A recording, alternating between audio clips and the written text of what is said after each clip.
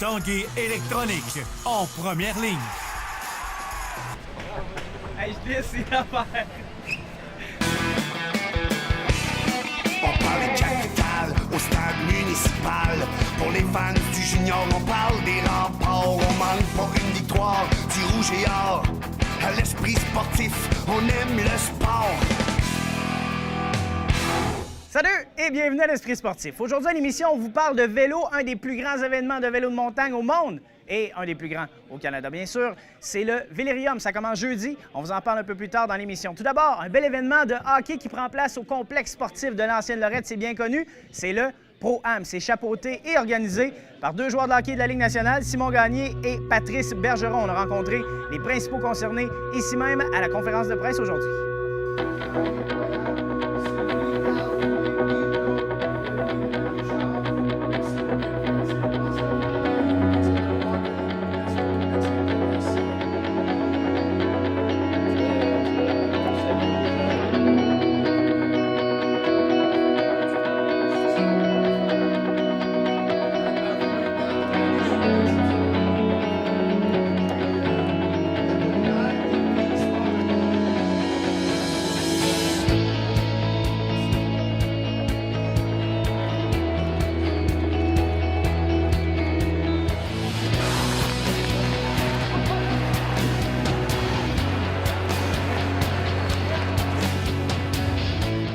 En fait, le Pro-Am, c'est il y a 6 ans, c'est une gang de chums. On a dit, c'est une idée qui a submergé comme ça d'une discussion autour d'une bière un soir en disant, hey, penses-tu que ça marcherait si on demandait à des amateurs de payer le gros prix pour jouer avec des joueurs de Ligue nationale, puis on redonnerait l'argent à des enfants dans le besoin. C'est de là que ça a commencé. Et d'entrée de jeu, les joueurs qui vous sont venus en tête, c'est tout de suite Simon, c'est tout de suite... En fait, moi, je suis bien chum avec le père de Simon, Pierre. Puis là, j'ai dit, écoute, Simon, je suis pas mal sûr qu'il a marqué là-dedans. Au départ, ça s'est appelé le Pro-Am Simon Gagné, tout court. Puis l'année suivante, on a demandé à Patrice, on a dit, écoute, Patrice, Simon est plus vieux que toi, on voudrait qu'il y ait une continuité, donc on aimerait qu'il y ait un jeune qui s'associe à nous là-dedans.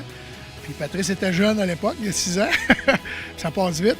Et puis, c'est pour ça qu'on l'a appelé maintenant Pro-Am Gagné Bergeron, parce que Patrice a accepté de se joindre à Simon pour l'événement. L'idée de départ, c'est de permettre à des joueurs amateurs de jouer avec des joueurs actuels de la Ligue nationale.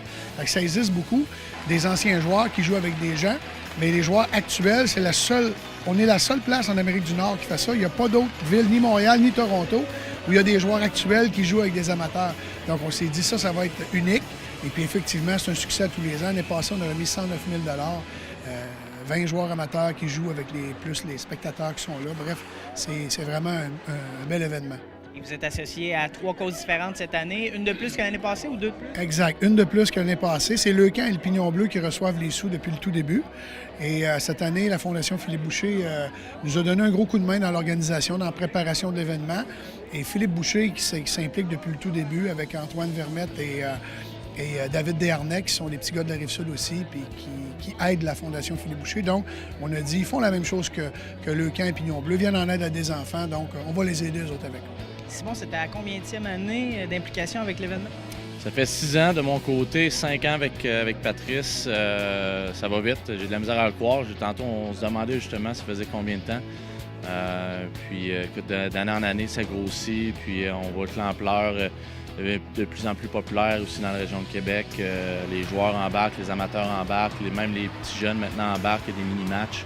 Les petits gars, ils ont des petits billets à vendre pour participer au match, puis tous les billets sont déjà vendus. Alors, pas tous les billets au complet pour venir voir le match, mais tous les petits jeunes ont vendu leurs billets. Alors, c'est le fun de voir ça. On sait que c'est pour des belles causes au bout de la ligne, le Pignon Bleu, le Camp.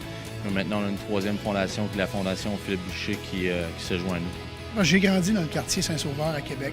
Mon frère Pierre, moi, mon frère Stéphane, mon cousin Claude, on a tous grandi dans ce quartier-là. La pauvreté était déjà là il y a 50 ans, puis elle est encore présente aujourd'hui. Et le Pignon Bleu vient en aide à ces gens-là. Puis moi, je m'implique depuis une quinzaine d'années avec mon cousin Claude pour aider le Pignon Bleu. Et c'est la raison pour laquelle ça me tient à cœur, parce que c'est pour aider ces jeunes-là qu'on le fait.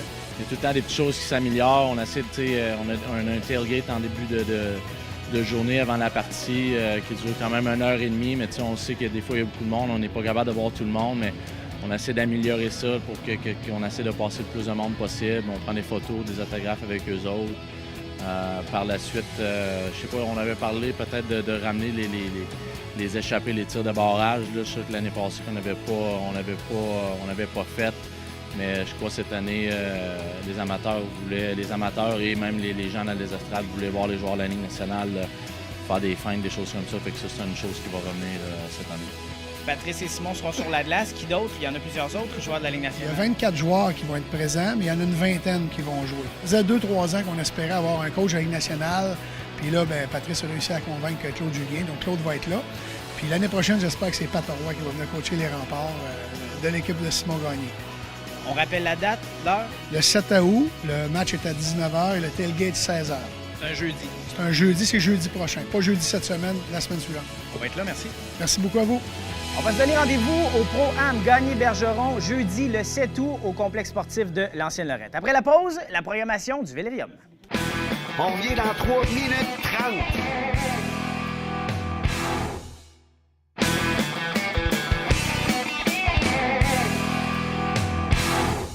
Un des plus grands événements cyclistes au Canada, c'est le Vélérium. Ça prend place en partie ici à Place-Vieuville, bien sûr. Au Mont-Saint-Anne, j'ai rencontré Chantal Lachance, vice-présidente de chez Gestev, qui produit l'événement.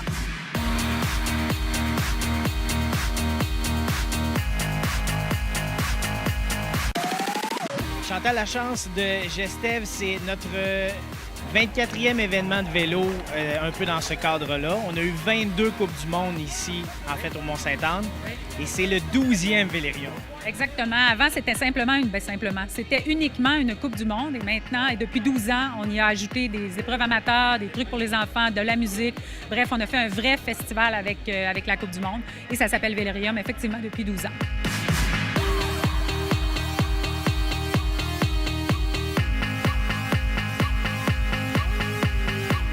Plusieurs nouveautés. Je pense qu'il y a plusieurs disciplines amateurs. Oui, énormément de nouveautés cette année. On a, franchement, à tous les points de vue, là, on a rajouté un peu de substance pour aller en intensité, en densité en termes de programmation. Il va se passer quelque chose à toutes les secondes pendant 3 jours et demi au Mont-Saint-Anne.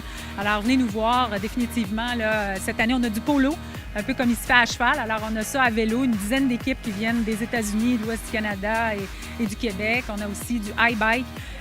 Les gens connaissent ça sous le nom de Fixie. Alors, des vélos sans frein. On a beaucoup d'activités pour les enfants. D'ailleurs, cette année, on prend les enfants à partir de 2 ans avec les petits vélos trotteurs. Donc, effectivement, là, beaucoup d'activités pour les amateurs, c'est vrai. Est-ce qu'il y a d'autres nouveautés qu'on n'a pas mentionnées? Oui, on a parlé de celles pour les amateurs, mais évidemment, au niveau Coupe du Monde, on a une nouvelle discipline de Coupe du Monde. Donc, ça s'appelle le cross-country éliminateur. Rapidement, là, les athlètes s'en vont dans le portillon de départ 6 par 6 et ils sont éliminés à coup de 3. Et on avance comme ça en progression dans la compétition jusqu'à ce qu'il soit 3 à la fin, nos 3 gagnants. Donc, très, très vite. C'est un petit parcours de 850 mètres. Alors, ça a beaucoup d'adrénaline et nos Québécois, nos Canadiens sont excellents dans cette discipline-là. Alors, c'est la première fois qu'on aura ça au Mont-Saint-Anne et ça c'est notre discipline de vendredi. Et les disciplines, rapidement, de Coupe du Monde, c'est lesquelles? Alors, les disciplines de Coupe du Monde, nous avons le cross-country, qui est l'épreuve vedette, l'épreuve olympique, également la descente. Alors, on se rappelle, ça, les gens dévalent jusqu'à 75-80 km/h le Mont-Saint-Anne. Je rappelle toujours que les pistes ne sont pas asphaltées. Et puis, évidemment, notre nouvelle discipline, l'Eliminator, alors qui est vendredi. Donc, 3 disciplines de Coupe du Monde qui auront lieu dans le cadre du Vélérium. Et il y a plusieurs athlètes de Québec qu'on va surveiller là, dans la prochaine fin de semaine. Il y en a vraiment plusieurs. Je ne pourrais pas tous les nommer, mais évidemment, on connaît Raphaël Gagné. On a Marie-Hélène Prémont qui est inscrite. On a toujours un peu de suspense. On ne sait pas trop si elle participera. Est-ce que je vais courir ou je vais pas courir, ça je ne sais pas, mais je préférais être inscrite puis décider plus tard si j'allais courir que de ne pas pouvoir m'inscrire puis de le regretter. On a également les Andréane, le Pichette et puis Lantier qui sont là, Antoine Caron, bref, la liste est longue. Nos jeunes athlètes, on a une très, très belle progression par en arrière. Là. Nos jeunes athlètes en bas de 23 ans performent très bien sur la scène internationale. Donc, la relève est là. Et puis, on a les petits bouts de chou. Là. Je suis certaine qu'il y en a un, 2-3 ans qui va participer cette année, qui éventuellement, on verra sur un podium de Coupe du Monde. Est-ce qu'on a parlé du Vélomac? On n'en a pas parlé parce qu'effectivement, c'est pas une nouveauté, mais c'est une épreuve qui est excessivement, populaire. Cette année, d'ailleurs, en termes de préinscription, on a plus d'athlètes d'inscrits que l'année dernière. Donc, le RAID, on parle d'un défi populaire, défi personnel. Il y a des 3 distances, 30, 60 et 80 km. Et puis le 30 km, c'est vraiment pour les gens comme vous et moi qui n'avaient jamais peut-être fait de compétition de cette envergure-là. Mais c'est vraiment tout un défi pour soi de dire je suis capable de le faire. C'est du vrai vélo de montagne, c'est du beau vélo de montagne. Alors ceux qui nous écoutez, il y a encore un petit peu de place. Alors venez vous inscrire. Puis le Vélérium donne toujours un petit peu de place, un petit peu, si on veut, d'exposure à des artistes musicaux. Exactement. Donc, qui dit événement, bien là, on parle beaucoup de sport, on parle d'amateurs, on parle de sites de famille, on parle de tout ça, mais également, on a une belle programmation musicale, donc une douzaine d'artistes tous les soirs, donc 3 artistes par soir, jeudi soir à Place Diouville dans le cadre de Cité 8, et puis également vendredi, samedi et dimanche soir dans le Lounge Tremblay à la montagne au Mont-Saint-Anne.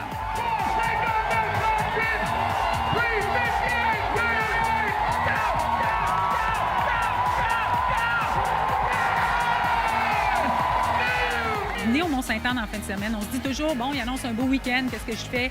Bien, faites donc quelque chose de différent. Venez voir ça. Moi, j'ai plein de gens que je connais qui sont venus l'année passée ou les autres années pour une première fois, puis ils n'en sont pas revenus de comment c'était agréable. Alors que vous ayez des enfants, vous voulez faire une sortie entre amis, il y en a vraiment, vraiment pour tous les goûts. C'est vraiment super le fun. Il y a de la bonne musique, tout le monde est de bonne humeur, tout le monde est beau, on se promène partout dans la montagne. C'est vraiment chouette. Et j'aurai l'occasion d'en parler plus en détail dans un autre reportage, mais il y a le Cité 8 également, ici à Diouville, un circuit de freestyle. Exactement. Et puis ça, c'est très, très relevé. C'est un événement, c'est 8 obstacles, c'est pour ça qu'on a appelé ça Cité 8, mais c'est des monstrueux obstacles. Et puis les athlètes doivent franchir ces obstacles-là, excusez-moi. Et puis tout est en amplitude et puis en performance, il n'y a pas de temps qui compte. Mais cette année, on est allé chercher une accréditation de niveau or de la FMB. FMB, c'est la Free Ride Mountain Bike Organization. Et ça, c'est le plus haut niveau qu'on peut atteindre, ou presque. Donc, les athlètes vont se séparer une bourse de 30 000 $. Alors, on a vraiment la crème de la crème. Là. On a parmi les 15 meilleurs athlètes au monde qui sont ici dans ce domaine-là. C'est certain que jeudi soir, ça va être tout un spectacle à la Place Diouville. Et c'est cette compétition qui donne le coup d'envoi. Oui, exactement. Donc, on amène la montagne à la ville et puis on vient dire à tout le monde « Hey, coucou, on vous amène un gros show, venez nous voir au Mont-Saint-Anne pour la suite des choses. » Bon Vélérium. Merci beaucoup. Et c'est déjà tout pour l'Esprit sportif. Demain à l'émission, on vous donne tous les détails de la compétition Cité 8 de jeudi à Place Diouville dans le cadre du Vélérium. Je m'appelle Jonathan Fournier. À demain, ciao!